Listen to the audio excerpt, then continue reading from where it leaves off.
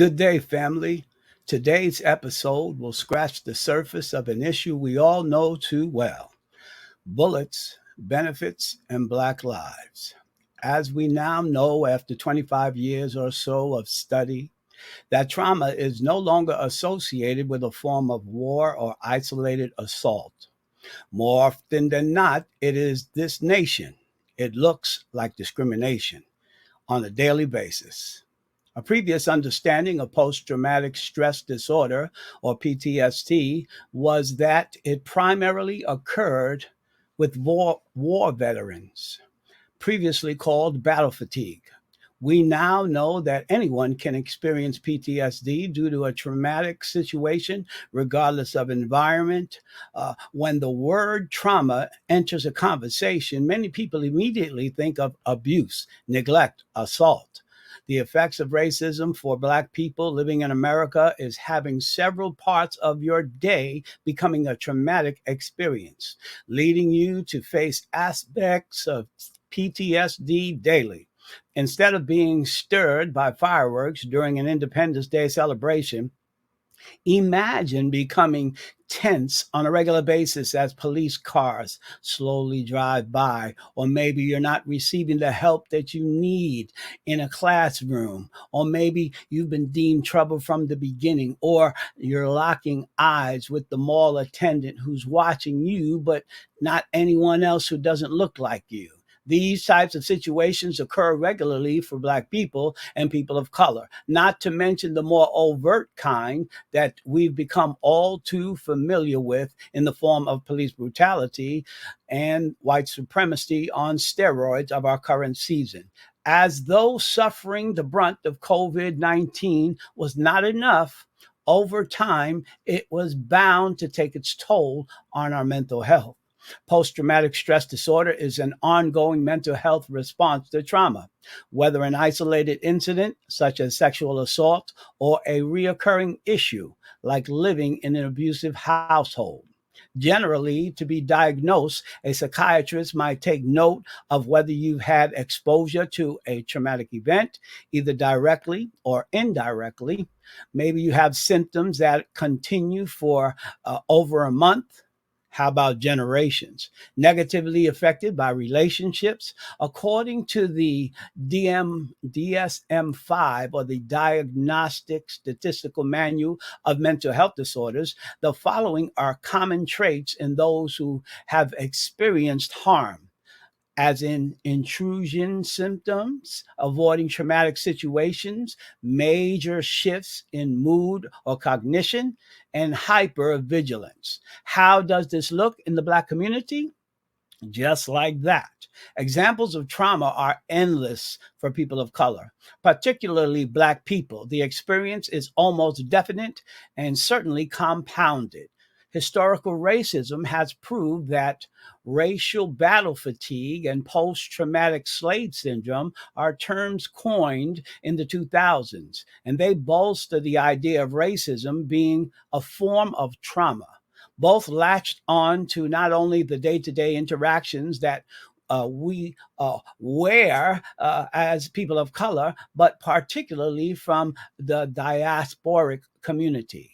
But how the generations before their trauma impact those after them, that's right. This trauma is generational. The strong Black woman trope is one of the more historical forms of racism that has origins in slavery and continues today and impacts Black women for generations to generations, and are still expected to keep things moving along and to show minimal amounts of emotion. How is this harmful? Well, the ACE scores, or the Adverse Childhood Experience scores, that assess and count potentially stressful and harmful situations for person's childhood, not only those with higher scores have chronic health conditions, but it can also cause health issues like diabetes, blood pressure, high chance of developmental health conditions such as depression. And a 20-year study suggests that the high levels of this toxic stress can occur throughout the day during adolescence and can look something like this: moving from place to place frequently, usually due to consistent redlining that occurs in our nation, lack of food or food insecurity in these here food deserts that many of us live, living in low income housing communities that we've been zoned into, as well as due to the school to prison pipeline. It is evident that Black children are treated poorly by the school system. Yet another example that acknowledges the traumatization daily and the physical health implications result in high amounts of stress that increase your cell production of cortisol. And cortisol is naturally produced. However, if it is produced in large amounts, it is directly connected to stress disorders such as uh, causing diabetes, heart disease, and high blood pressure. And we know that there's a direct correlation between discrimination and this highly overproduced cortisol. Hypervigilance is a critical component of PTSD diagnosis. Similarly, many Black folks have known for the duration of their lives that they would be treated differently over aspects of themselves that they cannot change, and they have grown to see these predictions come true.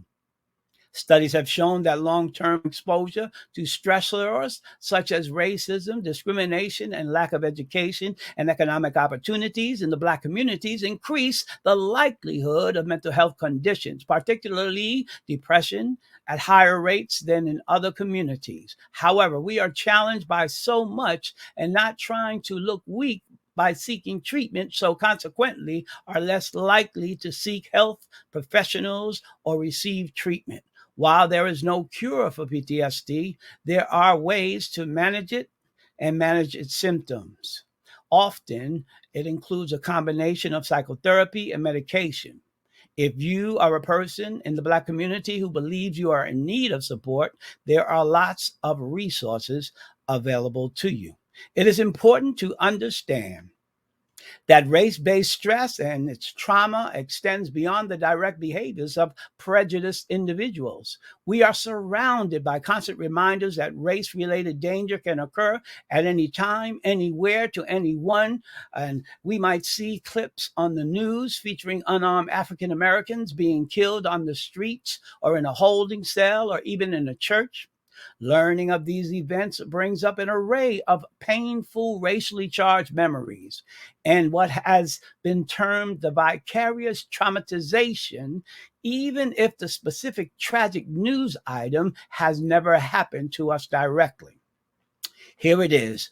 Over the centuries, the Black community has developed a cultural knowledge of these sort of horrific events, which then primes us for traumatization when we hear about it. Yet, any act of violence occurring to our community, another unarmed man has been shot by the police in our communities, and nowhere feels safe. Experiencing a traumatic event change perceptions of the world in white victims from positive to negative, yet perceptions of Black victims were not impacted by traumatic experiences. My take on this is that they already are traumatized by life in America. Most of us with dark skin know the world is not safe. Once sensitized through ongoing racism, routing, that is, routine slights may take an increasing toll. Microaggressions, such as being followed by security guards in a department store or seeing a white woman clutching her purse in an elevator when a Black man enters, is just another trigger for racial stress. Victims often feel powerless to stop these experiences because the discrimination is so persistent. Don't you wonder how people can continue to remain resilient in the face of ongoing, undeserved discrimination, huh? Within the Black community, positive coping skills with racism may involve faith, forgiveness, humor, and optimism. These cultural values have allowed African Americans to preserve for and persevere for centuries, even under the most oppressive conditions. One area being studied is how African Americans can protectively cope with racism. And this, my brothers and sisters, is absurd. But treatments are also being developed for race based stress and trauma to enable those who are being bothered by it to move beyond their painful experiences and become stronger so that they can re engage with larger society. Bump that! Patching up injured victims of racism one by one is not the answer, nor is it reasonable to expect that we fix ourselves to be able to manage consistent ongoing acts of prejudice with a smile while we are asked to perpetually be polite, productive, and forgiving. What we really need is a large scale shift in our social consciousness to understand the toll that this takes on the psyche of victims so that even small acts of racism become unacceptable. Now you get the picture. Okay, victorious Outcast tribe, here we go.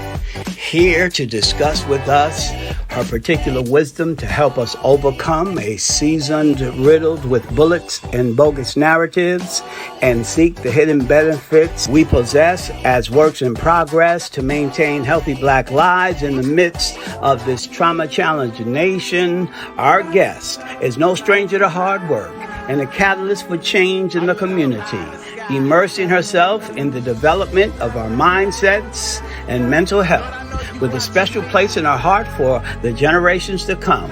A graduate of Wilberforce University, earning her doctorate in the School of Psychology at Farley Dickens University and obtaining her Master's of Education in Specialty Therapeutic Interventions at Fordham University School of Psychology. She is a New York State licensed psychologist who specializes in working with school-age youth and focuses on cultural issues and promoting mental health resources in community and faith-based organizations.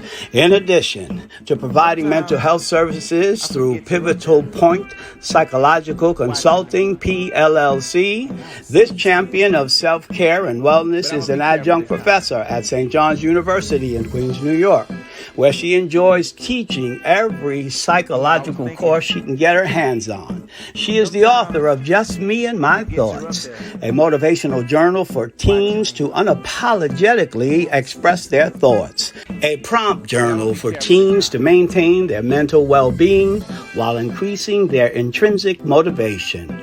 Today's special guest is a member of Alpha Kappa Alpha Sorority Incorporated. And as if that wasn't enough, she dazzles us with her famous footwork for the Lord by being co-director of the Allen Liturgical Dance Ministry of the Greater Allen AME Cathedral of New York under the leadership of Pastor Elaine M. Flake and Emeritus Pastor Floyd H. Flake. My dear co-minister, co-panelist, and think tank sister in the fight for social justice and the least of us. Ladies and gentlemen, won't you put your hands together virtually for the hardest working psychologist in America, Dr. Rochelle Robinson. Lord, I know you watching me. It's pleasure and an honor to see you today. Glad you could spend some time with us. I know you got a new book out. Yes? I do. I'm right here. I have it. It's here. I have two versions. I have a boy version and I have a girl version. So during the pandemic, I was looking at everything that was going on. I was looking at the news. And I just had some little prompts so that teens could kind of just like write. And then someone said, well, you should put all of these together and write a book. And I said, me? Like, this is not what it's supposed to be. But I ended up putting all of them together. So I organized it so that this teen journal has 7 sections, and we basically talk about the 7 things that teens go through. So we start with their self-esteem. We talk about overcoming challenges. We also discuss gratitude, culture, relationships. So That's what I've done. And what was really big is that I wanted the journal to look like the teens that I work with. That was huge. There's so many times when we buy journals and either there's no photos at all or the photos don't look like us. So I really Indeed, wanted to indeed. show teens in a positive light.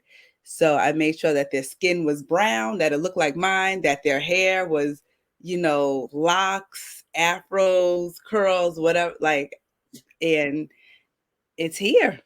It's here. So I'm excited about it. Very That is excited. wonderful. I'm glad you used the pandemic downtime Yeah. to your advantage to bless the rest of the world. I was excited when I saw you offer that to the public. I was like, wow, she's doing her thing. And, when we're passionate about trying to elevate the next generation, um, it can garner some wonderful fruit. And I believe that folks who invest in these two books, the boy and the girl book, will be blessed, and the students who actually use it will be Yeah. blessed in terms of journaling and kind of getting their thoughts out on paper, so Yeah. they can examine and take Right. care of themselves a lot better, right? Right. Yeah. Yeah. There's so many teens that hold everything in. They hold everything in. They don't really think that anybody is going to listen to what they have to say. And sometimes writing can even be challenging and hard. So I also have space for them to draw. I've seen the way that some of these teenagers and these young people draw, and it's amazing. Like they're doing big things. So I like that they have that Sometimes. area to get what they have to get out. It's pretty cool. Sometimes our creativity and has limitations because of the resources that we have, and so we notice that a lot of folks in the urban areas use drawing as an Mhm. outlet for that creativity. This show today is dedicated to the folks who have passed in this past month, like Mhm. the folks in Oh, Buffalo. yeah. Yeah. I mean, this has been a crazy, crazy, crazy month, Yeah. where a lot of gun violence have occurred. And so we had the gentleman who tried to uh, tackle the shooter in a Asian church in California, and he wound up dying. We had the young sister in the Bronx Yeah. who was just on the next block over from gun violence, and Yeah. she lost her life. And then, of course, recently we had the young people in Texas, and they it's just a shame. And the gun violence, just this year alone, is up to 17,000 incidences of gun violence, and we're only in May. Yeah. So it's really sad. Mhm. It really just hurts my heart. But there's a Bible verse that says, "What you meant for evil against me, God Mhm. will turn for good." And that was Yeah. in the story of where Joseph and his brothers were trying to get along after their father had passed, and Joseph's Right. brothers were trying to make peace with Joseph, saying that, yo, Daddy said that you should, look out for us, and Uh-huh. and Joseph was like, yo, all the evil that you did to me, Yeah. God turned it around and blessed me, and now I'm like second in Right. command. So Mhm. don't you fret none. I got you. Yeah. I'm going to take care of the family, and that's how we need to do it. We need to Mhm. be community minded. We need to Yeah. engage our families with their flaws, and just Right. try to model enlightened behavior, if you will. Yeah. Yeah.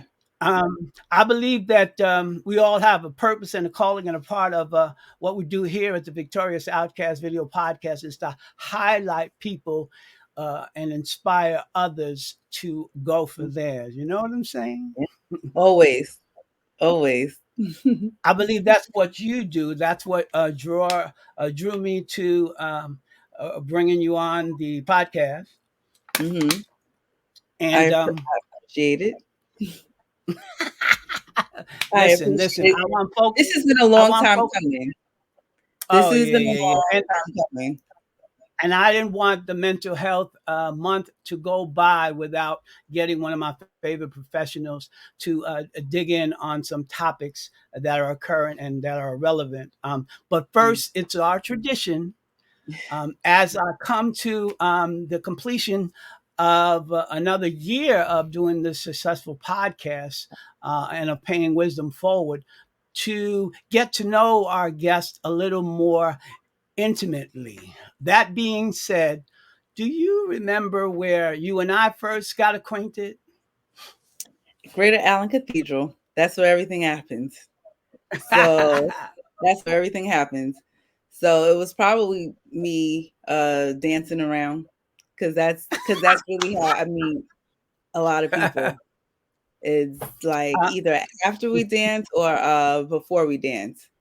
So what's also funny about that is that everybody thinks that all I do is dance. So they really so they kind of don't think that I have like a real job.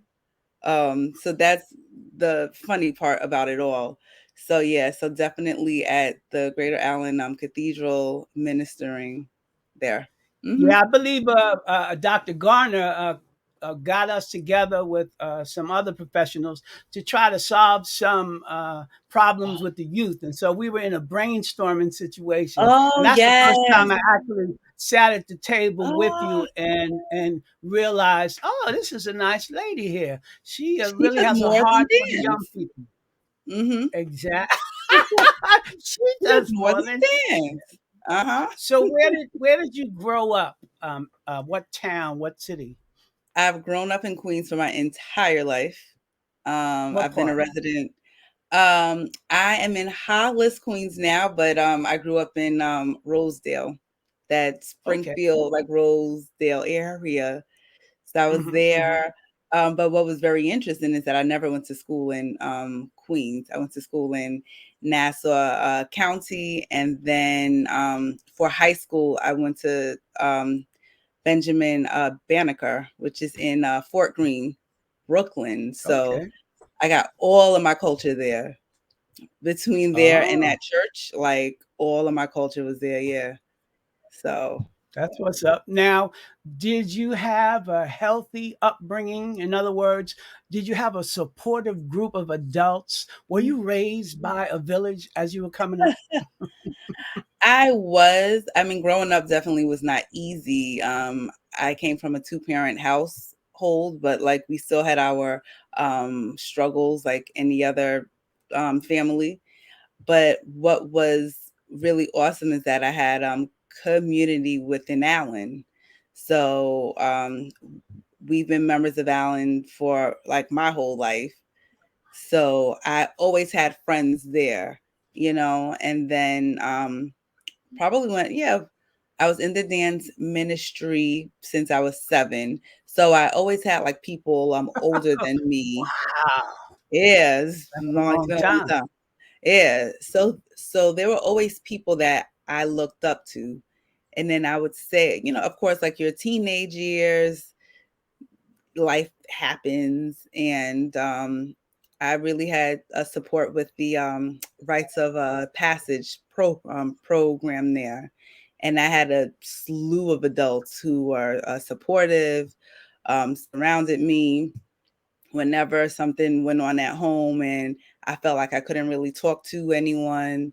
Those adults were there pouring into me. And I can honestly say that if it weren't for them, I probably would not even be where I am today. Just because they made me feel like I could do whatever I wanted to, like whatever I set my mind to. They were like, "Yeah, you could do it." And then not just them saying like not them just like saying those words, but looking at them and seeing that they were actually doing the work that I wanted to do. So that was pretty awesome. That was definitely awesome. I mean, folks need to know that. it behooves us to be friendly to folks, to try Yeah. to connect with people, because we never know who's going to spark a flame in us, Hmm. and what group or community, aside from family, is going to point us in the right direction. I remember at 16, I had visions and dreams. I was writing stuff down. I wanted to be a broadcaster because Hmm. I saw a brother doing the nightly news, and I hadn't seen a brother on television before. So I was like, yo, Yeah. dude got an afro like me? What? That's what I want to do. And Yeah. I was Yeah. a DJ at 13 years old. And so by Mhm. 16, I was going to Brooklyn to a organization that helped folks figure out what college has my interest. And so, Mhm. yeah, yes. So I Yeah. was at Allen since 2020, no, 2002. Okay. Once I came back from Poughkeepsie, New York, where I went to college and started a family up there. But I digress. I want to Right. get into your playlist now. I Oh. want to know, yeah, I want to kind of round Ah. out our My information Sunday list or about my you. weekday list? Whichever is most inspiring. Mhm. Could you tell me one or two of the most inspiring songs that you appreciate in your playlist, or one or two artists, and why Mhm. are they inspiring to you? Okay. Well, I'm a lady, so Mary J. Blige is always number one, like all the time. I just think she's been through like so much. And, when she came out, I was a teenager, like I was a young teen. And I just felt like I connected with her in so many ways. She spoke about a range of different things from love to self love, and when you have days that aren't the best days, but now she's even transitioned to like where she is now, that she's learned some really hard lessons, and she's confident now. So I really just love everything about her. And she's down to earth. She's the home girl, but Yeah, she can sit with other people. So I love Mary. She's always gonna be that. Um, I would say that Beyonce is another one. Like, I'm not like a fanatic, but she is motivating. Definitely from a dancer's view, choreographer's view, just the way that she uses choreography, colors. Her concepts are pretty cool. So I like her. And Kendrick Lamar can do no wrong in my book. I love him. We Gonna Be All Right is like one of my favorites from him, of just, and I will be honest, for me, I got very emotional when that song came out and when they were protesting. Maybe, oh no, it wasn't George Floyd. It was a was it Charlottesville? It may have been that. And the college kids were outside singing that song. And I said, wow, this is yeah, you're really, giving me goosebumps just thinking about that. yeah. The college students were like rapping that song in the midst of, everything that was going on around them, police officers, and they were like, we gonna be all right. We gonna be all right. And I was like, wow, this is really powerful. So yeah, it really, like, that really was like, okay, That like the Super Bowl connection. performance, that Super Bowl performance when you did "We Gonna Be All Right," I Oh, was done. I listen, was done. Your favorites listen. were up there. Mary, Yes, she's like the yes, epitome of overcoming, right?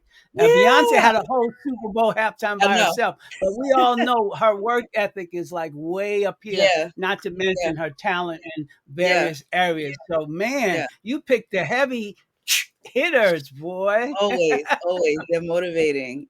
Like even Nice. uh her Coachella performance, Hmm. insane. Just the whole like HBCU um theme, and she was just like proud to be Black, and that was what I loved about it. It was like Blackness on display.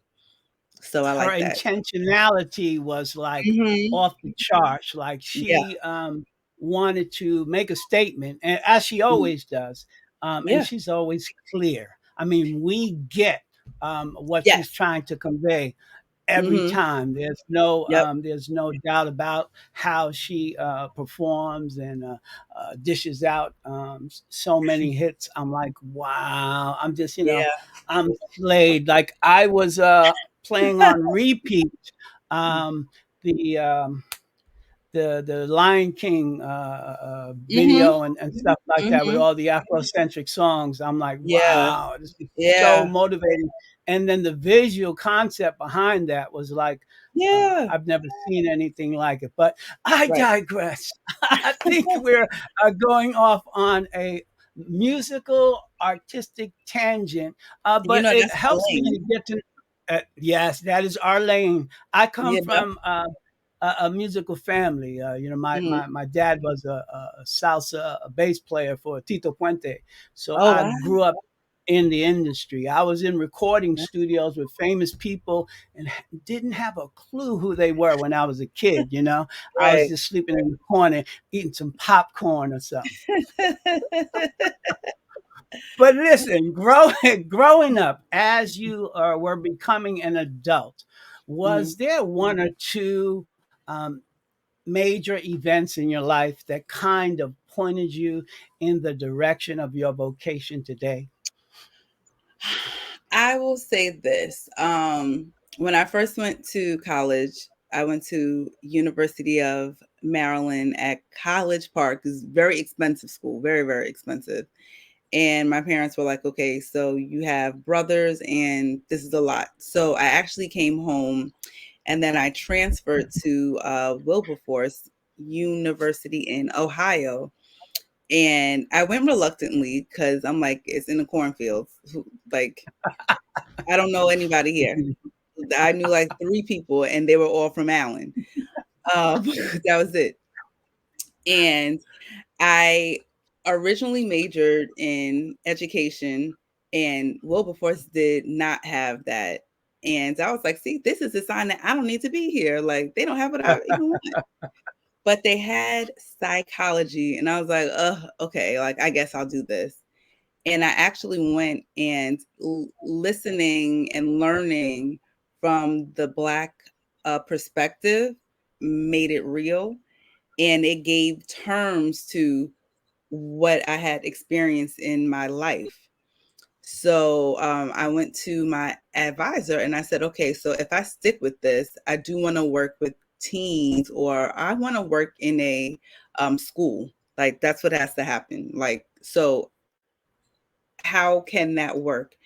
And she was the one who moved me in the direction of school psychology. So all of that to say, if I would have stayed at my original school, I probably would have been a teacher. There's nothing wrong with that, but I don't Mhm. know if I would have been operating in my true purpose. And what was interesting is they had me do a vocational scale, and the results were like you could be a good social worker, a good guidance counselor, a good counselor. And I said, oh no, there's no way. Like, they don't make any money. Like, I don't want to do that. And then voila, here I am. I'm a psychologist and I'm not doing too bad. But it's So kind of yeah, it's I'm kind not of doing in too the bad. same lines in terms Yeah, of it's being of service to folks and helping them in helpful. their situations. Yeah. Social workers, they kind of deal with external. Mm-hmm. Yourself and folks like you deal with the internal, Yeah. and allowing folks to kind of see themselves through better articulation for self care. Mm-hmm. So Yeah. I get that, and that's it's kind of organic, your journey. So there was not like one specific thing that made you go, Mm-hmm. ah, I want to be a psychologist, but it was kind of a developing theme, No. huh? Yeah. Yeah. I wanted to be a pediatrician. I wanted to be a physical therapist. I wanted to be a dance therapist. And then even as I look back now, I'm like, okay, so I've always wanted to help. I just didn't know how. So now I'm in the right lane to do that. But yeah, there was nothing that was like, oh, this is a light bulb. This is what I want to do. Even my first class in school psych, like the professor is like, does anybody know what this is? And everybody's like, you know what, we really don't know what this field is. It was the first day of class, and you're like, oh, is this the right thing? But once I got into it, like it just confirmed, like, yeah, this is where you want to be. This is where you need to be. So yeah. That's cool. So now, it's been a moment since the inception of this journey to now, where you have your own practice, Hmm. and you're teaching in Yep. universities. Um, what university? What lights your fire in this particular season? Like, what really gets you going in your particular vocation that Mm. allows you to thrive, um, and do this vocation that you could probably or would probably do for free, but you're wise enough to know not to? Yeah. There's two things. One thing is I love working with teenagers and parents who are invested in help. Not to say that schools are not, but sometimes, okay, so I've worked in schools for 13 years, and this is my first year of being completely in private practice. And a lot of it just had to deal with being in schools. There was so much red tape of what you can do and what you can't do, and what you can say and what you can't say. So now I get to say whatever I want, and I get to guide parents to say, oh, this is what they're saying. You need to come back and you need to give this information. You need to share this information with them. So, really advocating with parents is something that I love to do. Also, just seeing kids become free and become themselves, because your teenage years are really um, they're really your formative years where you're making decisions that really do change the rest of your life.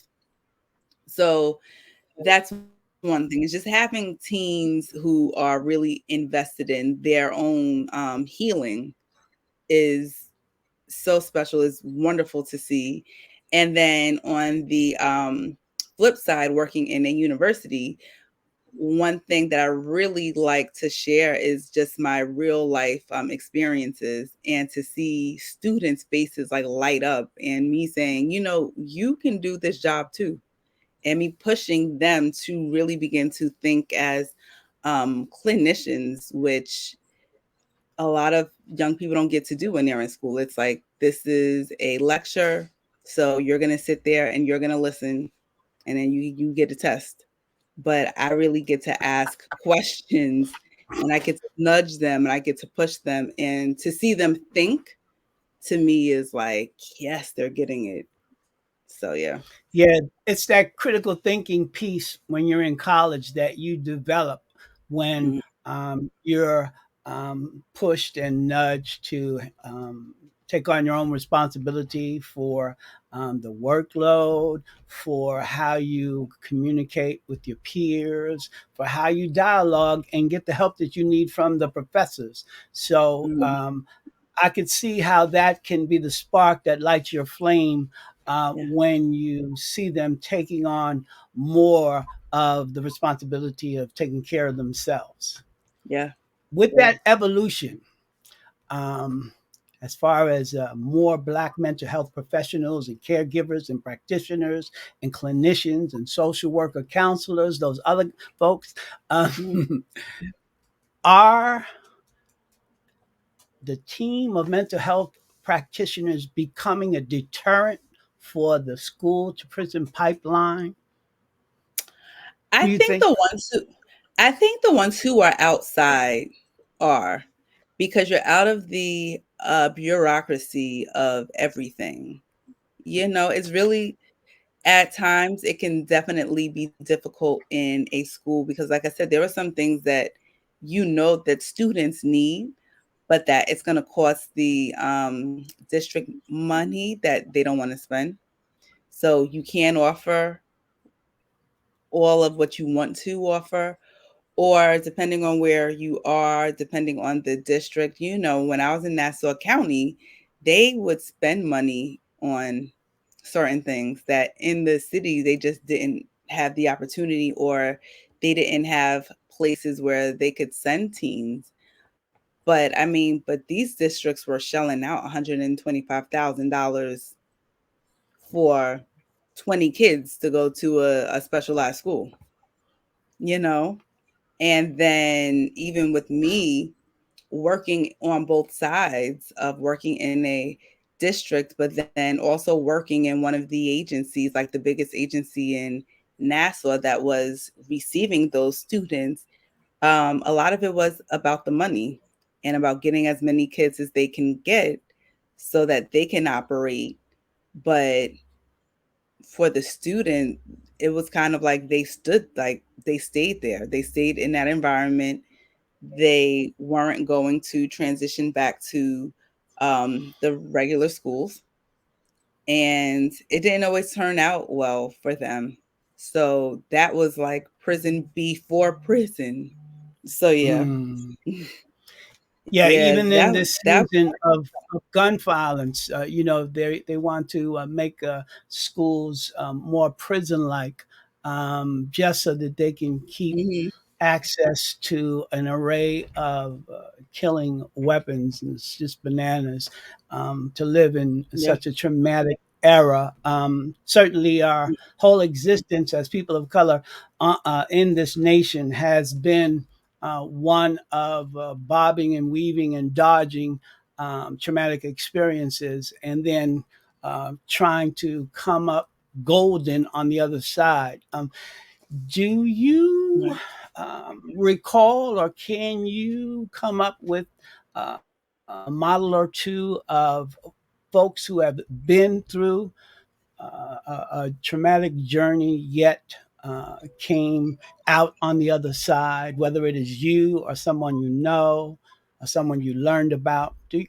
Could you share with our audience maybe one or two examples of someone who has been through hell and back, but yet managed to have a successful life? I say me. I'm like, I knew you like were going to say you, because we all I'm got a like me. story, right?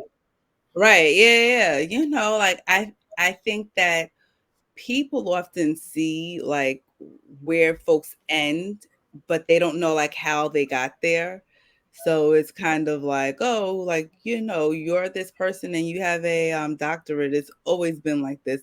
And it's like, no, but I had some hard times too. Like, I grew up and sometimes we had the lights off and things like that. Like that's what has happened, and things weren't always easy, but you definitely have to have that push to get to the other side and to never take no as like your final answer.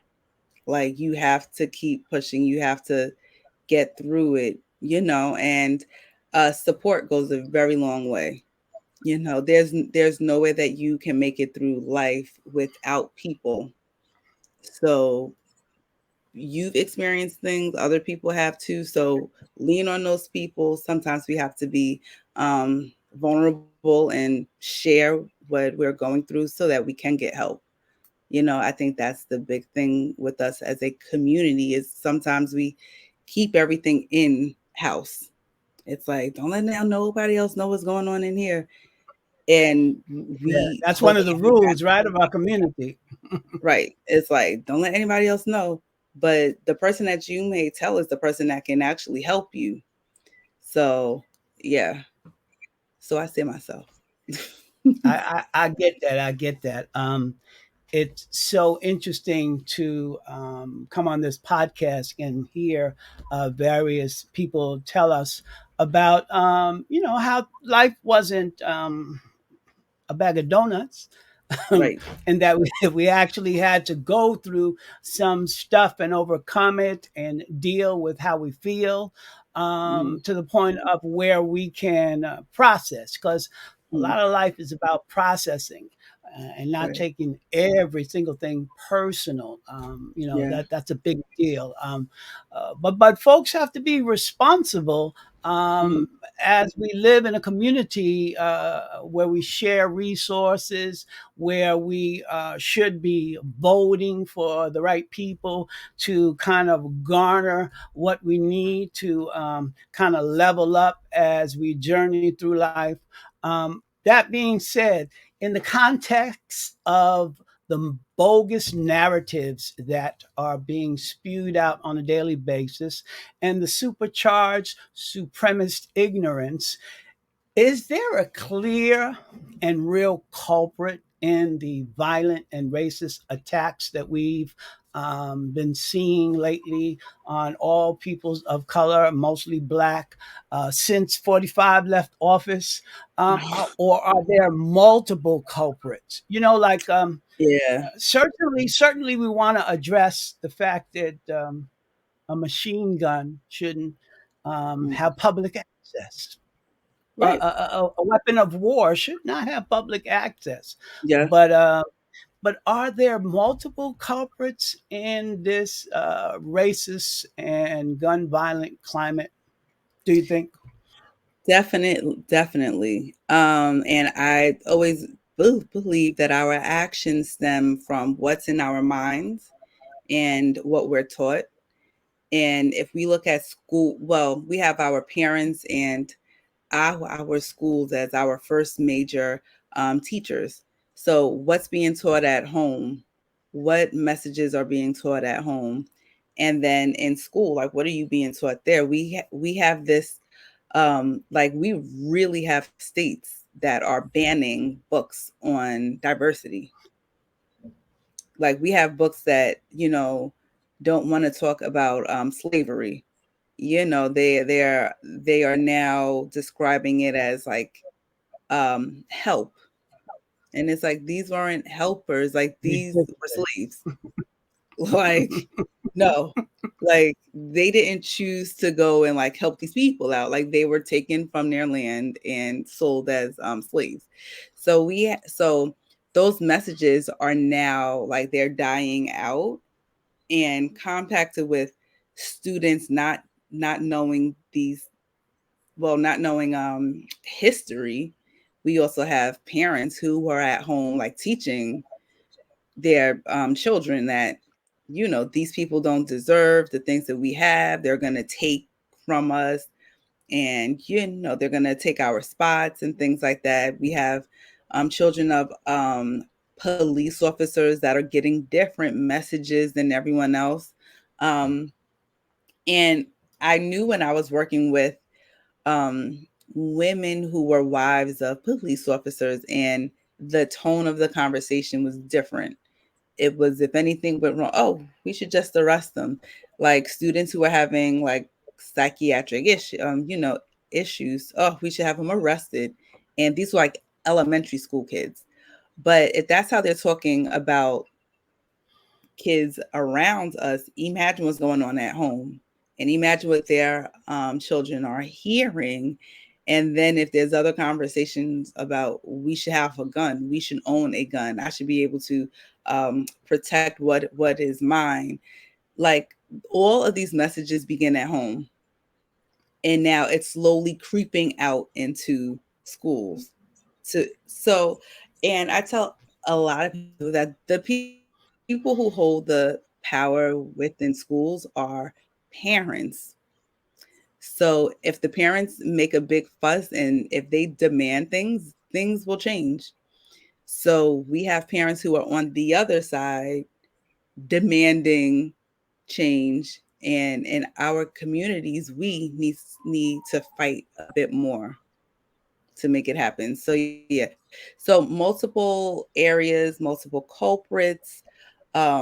Again, families, schools, community really depends on where you are. I mean, even with where I teach, very surprising.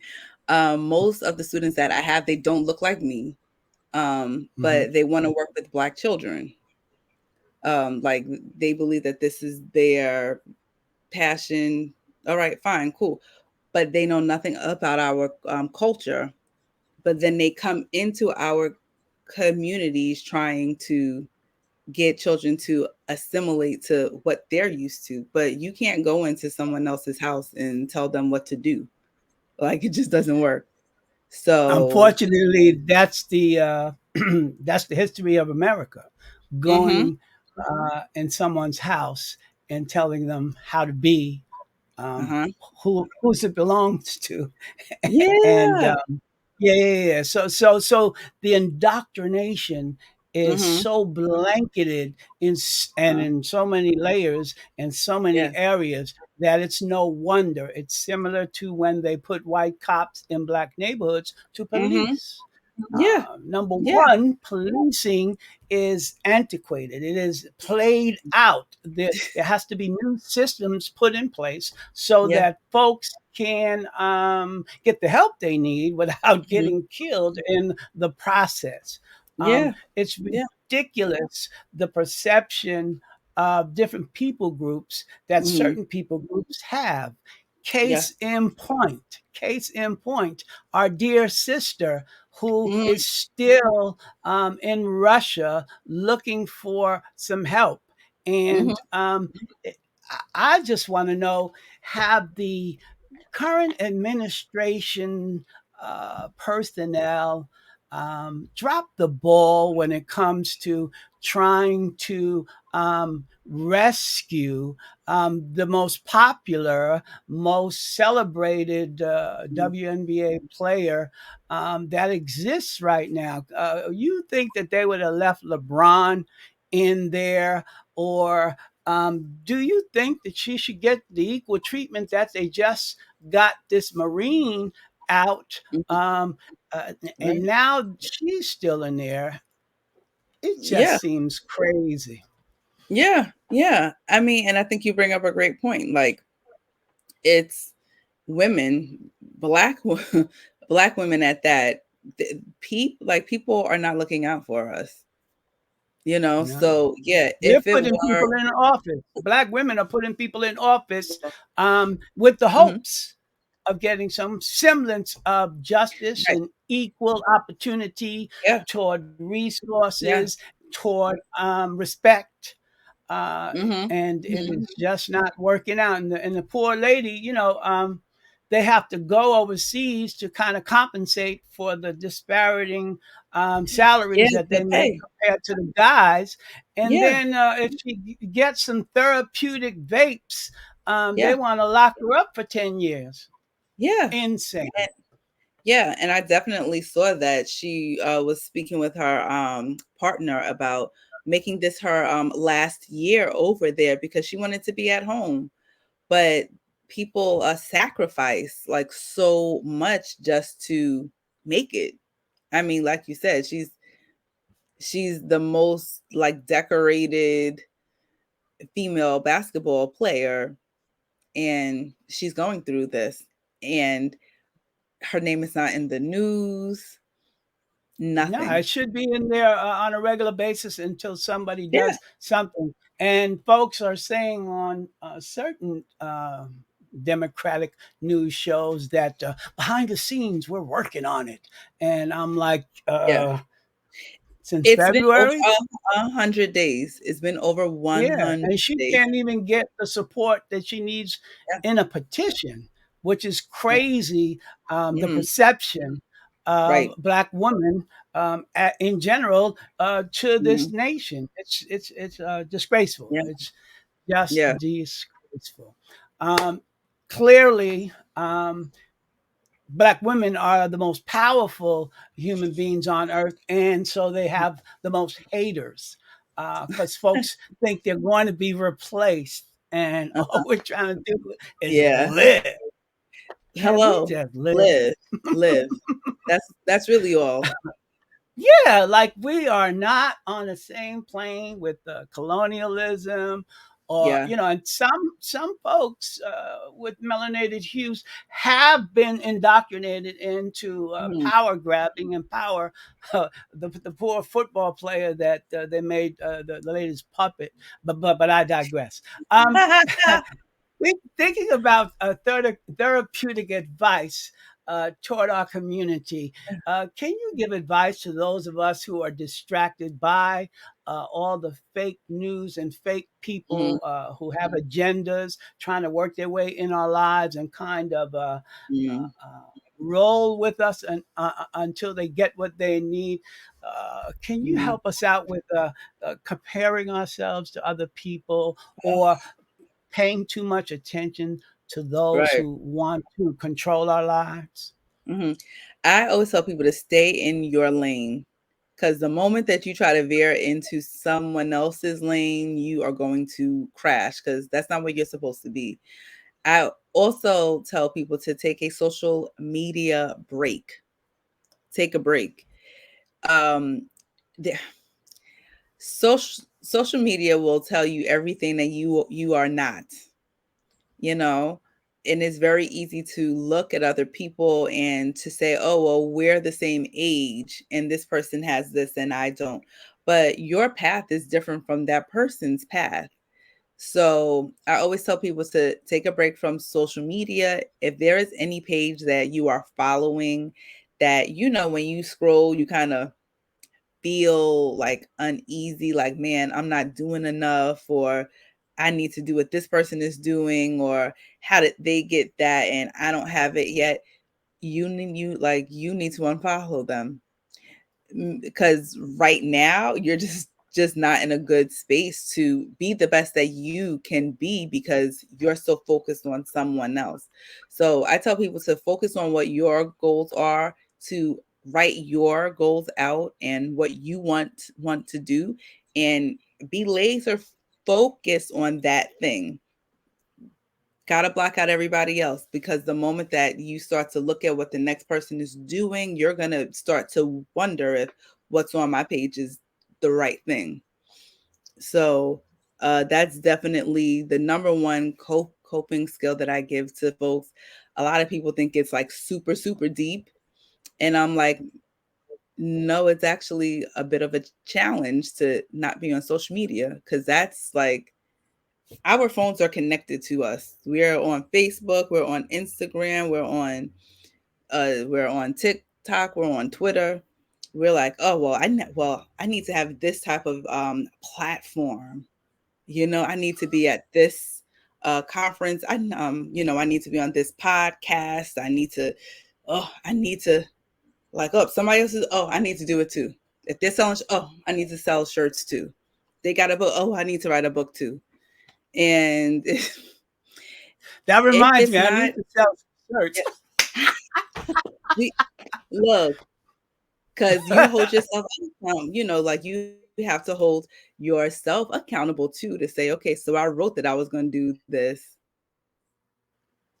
and where am I with it? Exactly. Is this a When I passion was of mine now, 16, or is this the season that I need to do something else? Mm-hmm.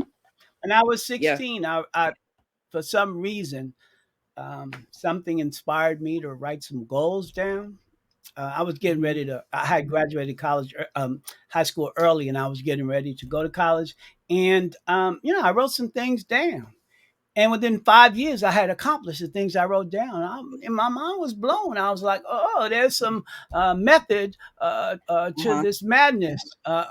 of, writing and journaling and allowing your thoughts to become concrete plans for your Yeah. life, because the thoughts that you have, sometimes they come from a higher source, and Mm-hmm. you want to be connected to that source in order for you to live beyond our human limitations. You know what I'm saying? Yeah.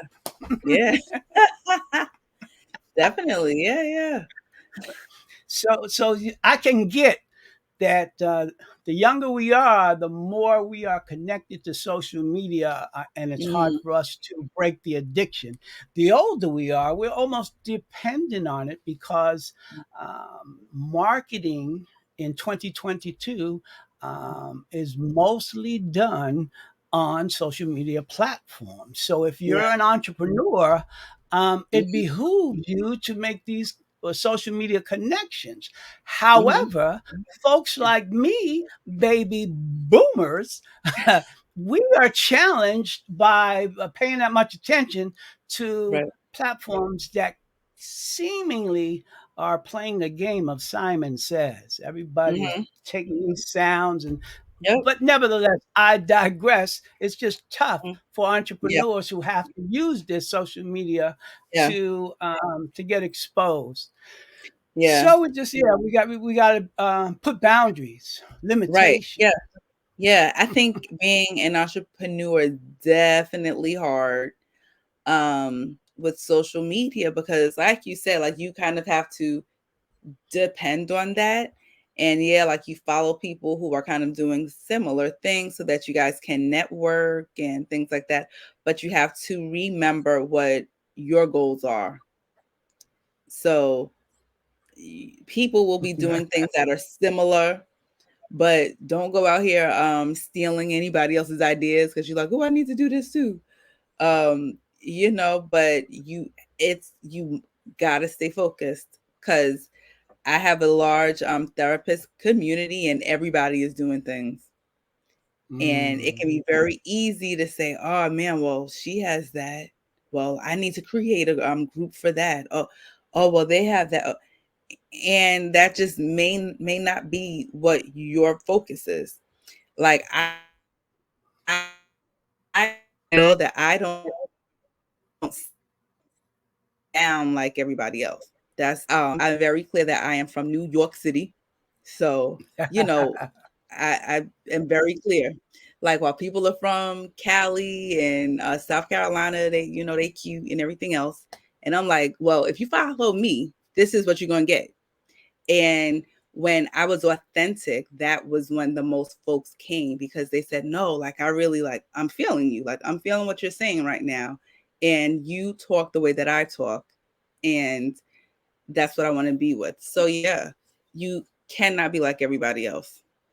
It's just not gonna work. Yeah, there's somebody who needs what you have, and Mm-hmm. in order for them to get blessed, you have to release that blessing in your own authentic way Yeah. because in the end, trying to be somebody else is only going to limit your exposure, your success. But when you Yeah. operate in your authentic lane, that lane that you talked about that we Yeah. need to be in, it will garner us Yeah. the satisfaction that we're looking for, and it will allow us to operate in that purpose that will Mm-hmm. give I'm a pastor. It will give God glory, and like Yeah. in the end, I want to live a life that includes God, that's Mm-hmm. informed by God, and that gives God glory and gives me satisfaction because Yeah. your entire life should not be a sacrifice. Do you agree? At 100%, 100%. And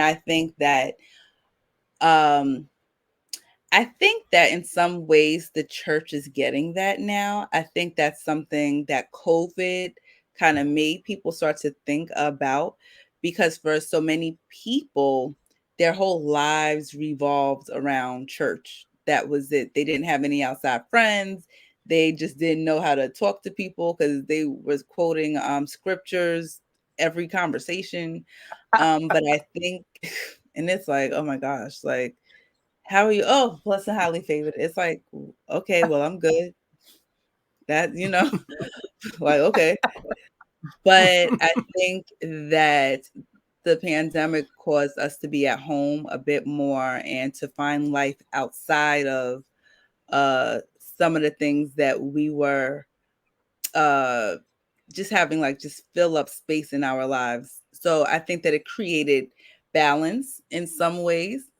I do think that some people enjoyed it a lot to where now it's Yeah, like, all too right, much. it's time to come back. Like, come back.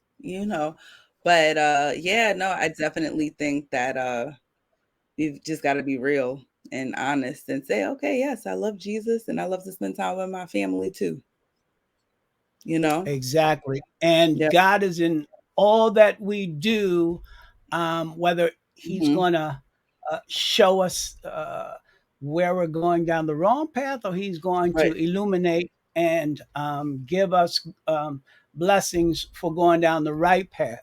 Yeah. Um, I enjoyed you today, Dr. Rowe. It's Thank been a you. pleasure. I got a final question for you. Okay. First, I want you to know what a blessing you've been to the Thank you. victorious Outcast tribe. We are taking notes. We are developing ways of being that are enhanced by what you shared with us today.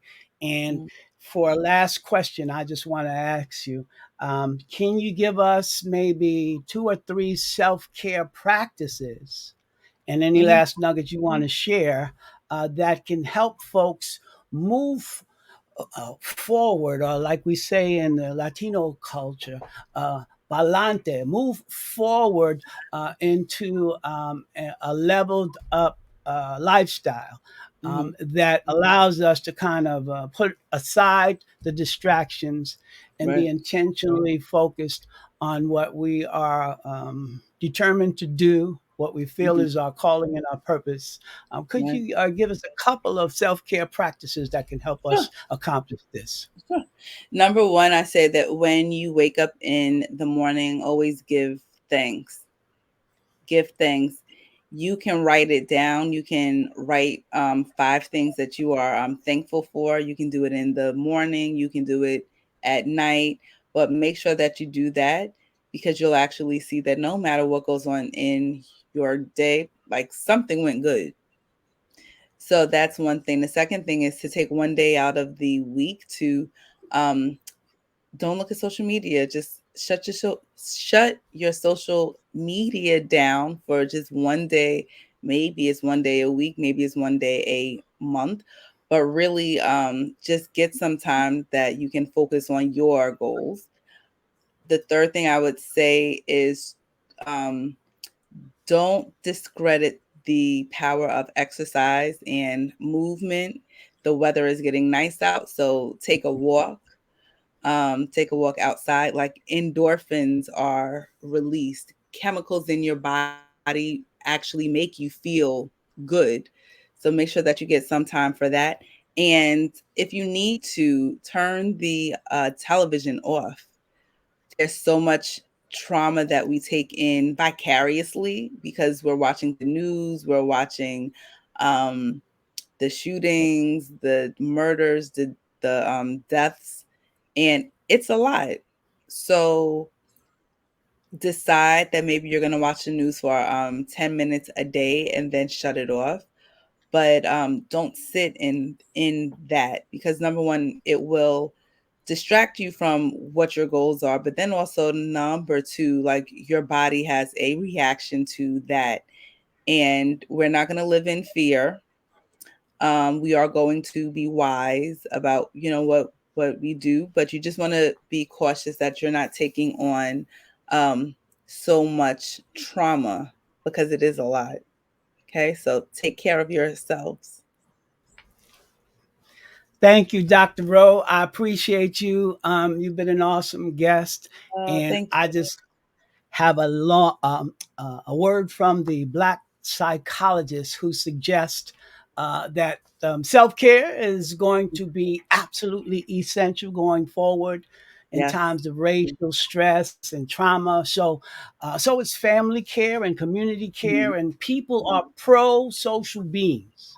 And Yep. so much of our sense of wellness and happiness depends on other folks. Even my first seminary class, it was taught Mhm. by Dr. A.R. Bernard.